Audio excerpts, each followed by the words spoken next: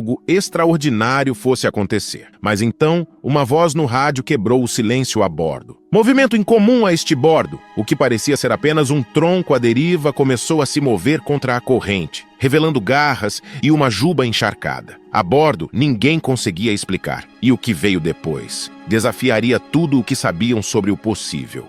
Na imensidão do Oceano Índico, o navio de patrulha Aurora deslizava sobre as águas com a serenidade típica de suas missões de monitoramento ambiental. Mas naquele fim de tarde opaco, algo escapava da normalidade. A comandante Leila Haddad, veterana da Guarda Costeira Internacional, jamais imaginaria que um dia comum a confrontaria com um dos enigmas mais insólitos de sua carreira. O silêncio no convés foi rompido por uma voz vinda da torre de observação. "Comandante, temos uma movimentação incomum a este bordo", alertou o imediato Costa com o binóculo ainda preso ao rosto. Leila caminhou até a amurada, seu olhar atento varrendo o horizonte. Por um momento, viu apenas a vastidão azul, pontuada por correntes suaves. Mas então, uma massa escura rompeu a superfície. Por um segundo, parecia ser um tronco à deriva, até que se mexeu. "Todos em prontidão", ordenou Leila, sua voz firme, mas marcada por algo que nem ela conseguia nomear. "Objeto não identificado na água.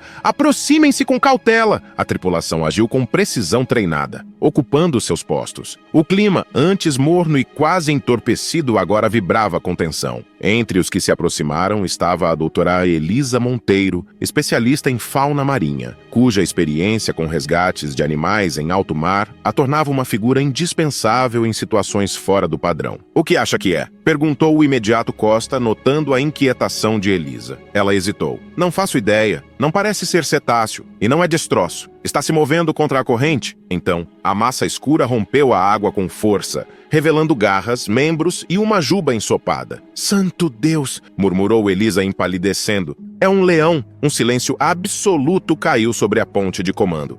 O rugido abafado que se seguiu não poderia ter vindo de outra criatura. Selvagem, desorientado, desafiando toda a lógica. Um leão adulto, nadava em mar aberto, quilômetros distante de qualquer terra firme. "Isso não faz sentido", balbuciou Costa, o rosto tomado pela incredulidade. Leila se recompôs antes dos demais. "Sentido ou não, temos uma vida em risco. Preparem um protocolo de emergência." Virando-se para Elisa, perguntou: "Alguma hipótese?" A bióloga ainda parecia tentar processar. "Se veio de alguma embarcação, talvez um navio clandestino, tráfico de fauna. Mas isso é absurdo. Mesmo assim, é a única explicação remotamente viável." O rugido abafado do leão ecoava em meio às ondas, uma nota grave de desespero que reverberava como um pedido de socorro. O animal nadava em círculos, arfando, com os olhos semiabertos e a juba encharcada grudada ao rosto. Não parecia agressivo, apenas perdido, exausto, afundando. "Ele vai se afogar", disse Elisa tensa enquanto observava pela lente. "Não temos muito tempo." O imediato Costa correu para a sala de comunicações, enviando o sinal de emergência para o Centro de Operações Costeiras, mas os reforços mais próximos estavam há mais de 3 horas. "Estamos sozinhos por enquanto." A comandante Leila assentiu sem hesitar. "Então não vamos esperar. Vamos agir com o que temos." Ela virou-se para a tripulação reunida no convés. "Precisamos montar um plano. Elisa, alguma ideia que não envolva mágica?" A bióloga respirou fundo. "Ele não vai aceitar proximidade humana com facilidade, mas está debilitado demais para reagir com força. Se conseguirmos criar uma estrutura flutuante, uma espécie de suporte improvisado com balsas de emergência, podemos mantê-lo acima da linha d'água até o reforço chegar." Leila avaliou rapidamente. "Funciona? Teoricamente. E é tudo o que temos. Então mãos à obra. Reúnam as cordas, infladores, coletes e tudo que puder flutuar. Vamos cercá-lo devagar e estabilizar o corpo." Em minutos, o convés virou um centro de montagem improvisada. As balsas salva-vidas foram desdobradas, cordas organizadas em laços largos e refletores ligados para manter a visibilidade enquanto a luz do dia desaparecia. 2 botes infláveis foram abaixados com tripulações mistas de soldados e técnicos. Elisa insistiu em acompanhar um deles. À medida que se aproximavam, o leão começou a se debater, movido pelo instinto. A água espirrava violentamente ao redor de seu corpo. Não como ataque, mas puro pânico. O bote balançou sob o impacto das ondas e por um instante os tripulantes hesitaram. "Ele está entrando em colapso", gritou Elisa. "Precisamos mantê-lo com a cabeça fora da água, agora!" Do outro bote, o sargento Torres gritou. "E se amarrarmos as cordas pelas patas traseiras? Podemos prender a lateral do Aurora, puxar devagar." Leila respondeu pelo rádio. "Tentem, mas sem machucá-lo. Repito, prioridade é mantê-lo vivo." Os marinheiros mergulharam com coletes, armados com bastões de flutuação e laços. O desafio era imenso. Um animal com quase 200 quilos, selvagem e desorientado, cercado por homens tentando ajudá-lo sem saber se ele reagiria com violência ou desespero. Elisa aproximou-se lentamente pela frente, estendendo uma boia de apoio com a voz calma. "Está tudo bem. Você vai ficar bem. Estamos aqui." Ela sabia que o leão não entenderia, mas as palavras também eram para si mesma. O animal oscilou. Um rugido fraco escapou de sua garganta. E finalmente parou de lutar. Do convés, Leila apertou os punhos. "Agora prendam as cordas, devagar. Não deixem ele afundar." As cordas foram amarradas com precisão tensa nas patas traseiras do leão. Ele estava semi-inconsciente, o corpo à deriva, flutuando graças ao improviso da tripulação. Ainda assim, cada movimento precisava ser calculado. Um erro e tudo poderia se perder. "Comecem a puxar, bem devagar", ordenou a comandante Leila, com o rádio colado à boca. "Não pode haver tranco. Não sabemos quanto mais o corpo dele aguenta." A estrutura improvisada de boias e balsas vibrava a cada pequena onda. Com o tempo, a tripulação conseguiu manter o leão de lado, com a cabeça ligeiramente erguida acima da superfície, apoiada por um colete inflável adaptado às pressas por Elisa. "Respiração irregular, mas ainda ativa", confirmou a bióloga, observando os olhos semicerrados do animal. "Ele está entrando em hipotermia. Precisamos acelerar." Leila cerrou os dentes. "Quanto tempo até o reforço?" O sargento Torres respondeu do convés. "Mais de 1 hora, comandante. E a corrente está nos arrastando para mar aberto." Era uma corrida contra o tempo e contra as forças naturais. A tripulação dividiu-se em turnos improvisados, mergulhando para ajustar as boias, apertar os laços e monitorar a frequência respiratória do leão. Alguns marinheiros amarraram cobertores térmicos em varas para tentar bloquear o vento. O navio todo estava envolvido. Ninguém mais pensava em hora, escala ou protocolo. A cada minuto, o corpo do leão afundava um pouco mais, apesar dos suportes. Elisa mantinha a mão firme sobre a juba encharcada, quase como se sua presença bastasse para impedir a tragédia. "Ele não está desistindo, Leila", murmurou pelo rádio. "Mas está por um fio." A comandante observava de cima, os olhos fixos no ponto de luz criado pelos refletores. Um clarão solitário em meio ao vazio do oceano. "Ele não vai morrer aqui", disse, mais para si mesma do que para a tripulação. "Não sob meu comando." Então, pela primeira vez desde o início da operação, a comandante se afastou da ponte e desceu ao convés. "Quero um relatório a cada 5 minutos. E se precisarmos, vamos remar com os botes até a costa, mas ele não vai afundar." O rugido seguinte foi fraco, um som arrastado, cheio de dor e esforço. Mas ainda havia vida. Elisa apertou a mão sobre a juba. "Isso, garoto. Continua comigo. A ajuda está vindo." No horizonte escuro, ainda sem sinal das aeronaves, todos se viram obrigados a acreditar em uma coisa só: esperança. O rádio chiou com vida, interrompendo o silêncio tenso do convés. "Aurora, aqui é a Águia 01, visual positivo da embarcação", aproximando-se do ponto de resgate pelo quadrante leste. Leila agarrou o microfone. "Águia 01, aqui é a comandante Haddad. O animal está estabilizado, mas em estado crítico.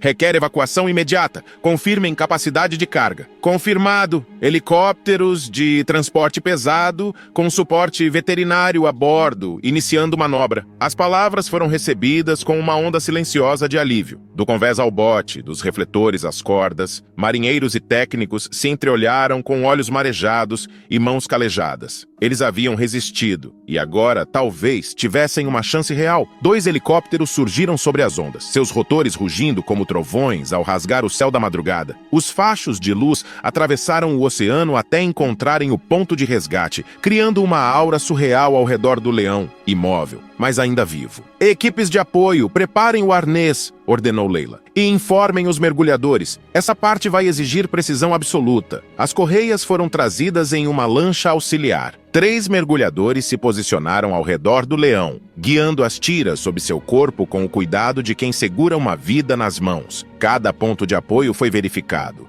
tracionado, ajustado. Elisa se manteve próxima o tempo todo, sua mão nunca deixando a juba do animal. Ele não se mexe mais, está quase em colapso, mas está respirando. Finalmente o sinal foi dado. Os cabos esticaram, as hélices rugiram mais alto, e lentamente, como em um ritual silencioso, o leão começou a subir. Seus membros pendiam pesadamente, a água escorrendo como lágrimas do próprio oceano. E mesmo ali, suspenso entre céu e mar, o animal parecia carregar uma dignidade ancestral, como se soubesse que, contra todas as probabilidades, estava sendo salvo. A tripulação do Aurora assistia em silêncio. Muitos tiraram os chapéus, outros apenas fecharam os olhos, aliviados. E quando o leão foi içado para dentro da aeronave e as portas se fecharam, o rádio transmitiu a última mensagem: paciente a bordo. Estável, rumo à base costeira mais próxima. Leila soltou um longo suspiro, o primeiro desde o início da operação. Trabalho impecável, todos vocês. Isso nunca vai ser apenas mais uma patrulha. No convés, Elisa se ajoelhou, vencida pelo cansaço, enquanto o som do helicóptero se afastava gradualmente até desaparecer no horizonte. Com ele, parecia partir também o peso daquela noite. Uma missão que, dali em diante, deixaria de ser apenas uma história de patrulha para se tornar uma memória inesquecível na alma de cada tripulante.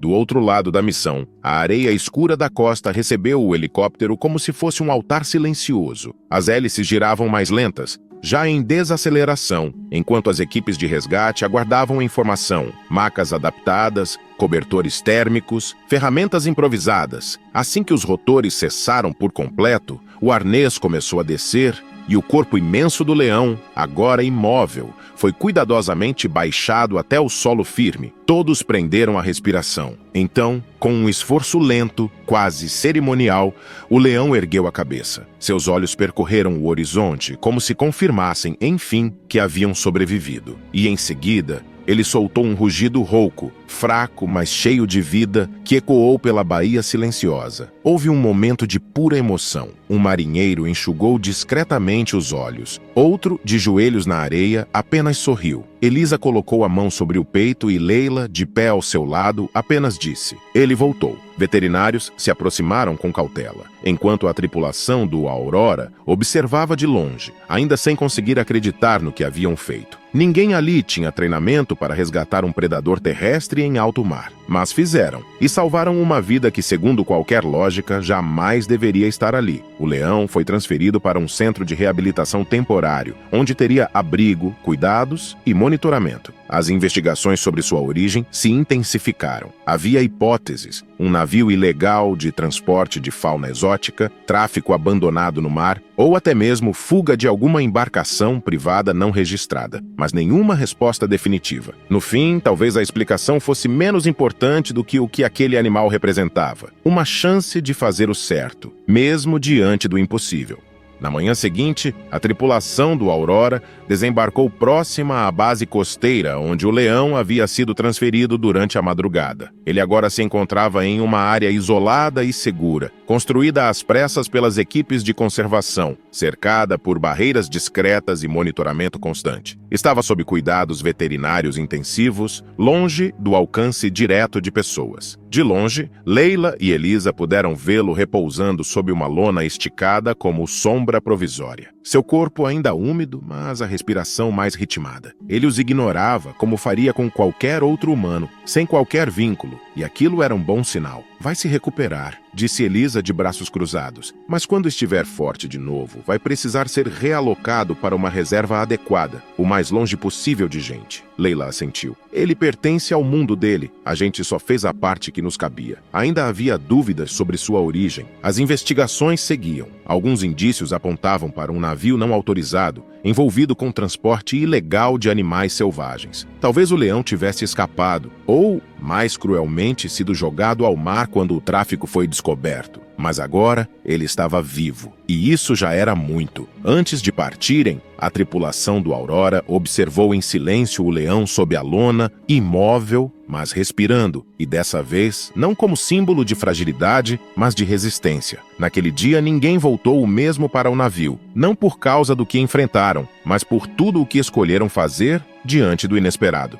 Se você se emociona com histórias como esta e quer continuar descobrindo mais relatos incríveis, não deixe de se inscrever no canal. O seu apoio é fundamental para que possamos continuar compartilhando essas histórias tocantes.